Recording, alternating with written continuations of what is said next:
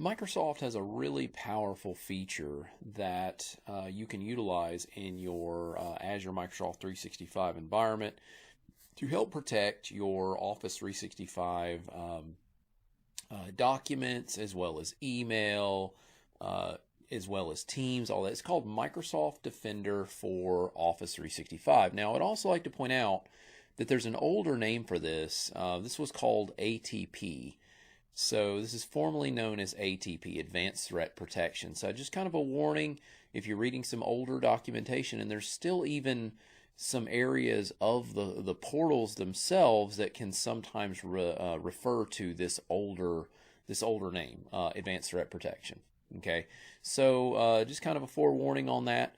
But yeah, so Microsoft Defender for Office 365 is now is the new name for it, and the old name for it was ATP, Advanced Threat Protection.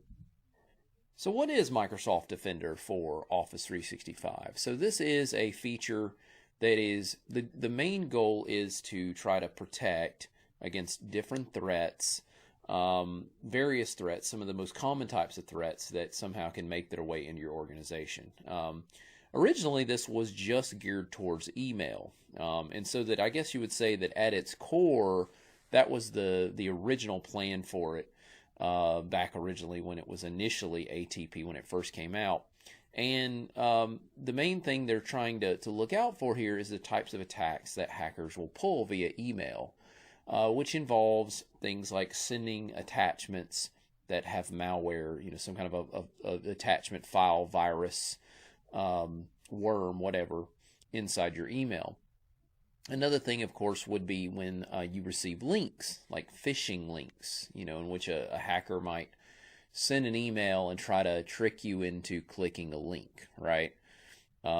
Maybe an email that appears as though it's coming from your bank, or maybe one of the social media sites like Facebook or Twitter, or maybe something like Amazon, Netflix. I mean, you name it.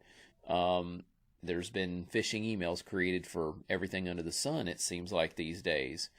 And so the Microsoft Defender for Office, the main game plan here is to try to watch for that and test for that and determine if there is actually some kind of malicious information in this.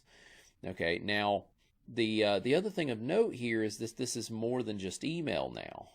Originally when it first came out, when it was initially ATP, the goal was just kind of protect email, and it worked in conjunction with Exchange Online and your Outlook clients and stuff like that.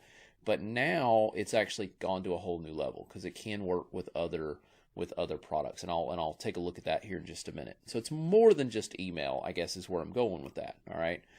Now, some of the things you're going to do to try to protect yourself with the help of Microsoft Defender for Office 365 is you're going to utilize policies, reports, and there's also investigation tools for trying to assist in working and dealing with those particular threats. So we're going to be taking a look now at some of that. So Microsoft Defender for Office 365 policies. So there are policies that are going to implement rules and restrictions that are going to determine what it is that you want to allow. Now, the first thing that we've got is something called safe attachments. And of course, by its name, you can tell that safe attachments was originally one of the initial features that they had for email, right? But again, it does go beyond that. Safe attachments is something that is actually going to analyze attachments that come through email, or even attachments that are deployed through files that are deployed within SharePoint, OneDrive, and Teams as well. All right. Now this is a really cool feature. What this does, Microsoft actually has this thing called the detonation chamber that's running on their end, in which whenever a file gets loaded within somebody is using it via email, it comes in through Exchange Online, through email. If it's attached to SharePoint, OneDrive, Teams, shared for collaboration, the file will be tested in the detonation chamber. The detonation chamber is actually a container, like virtual machine type of environment. and it gets opened up inside that detonation chamber, and it gets tested to see what that file is trying to do. If it's attempting to access the registry in Windows, if it's attempting to change a system file, it kind of analyzes what that file's doing, and then it gives it a rating based on the activities of it. And at a certain point, if there's enough of if the rating is a high rating in regards to it being malicious, then at that point, safe attachments can kick back and let the person know that this file is malicious. And so that great thing about that detonation chamber is it runs and tests the file. It makes sure that it's not able to get access to the outside world. All right, so that's what safe attachments is, this policy that you can implement. And then you've got safe links. Now, it's along the same lines. Safe links is where maybe a link is being shared. And again, this is a link being posted somewhere, whether it be email or Teams or whatever it is.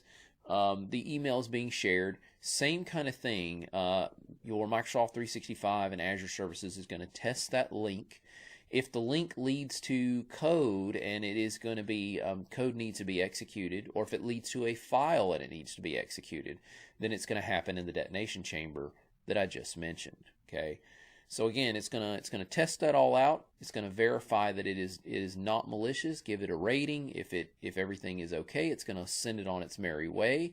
But if it's not okay, then of course at that point it's going to kick back and can remove that link. It can even replace the link with another link. And this is also all stuff you can track. So you can track whenever links are safe. You can even track how many users are clicking links if you want, and get a feel for the types of users that are generally falling for those types of attacks.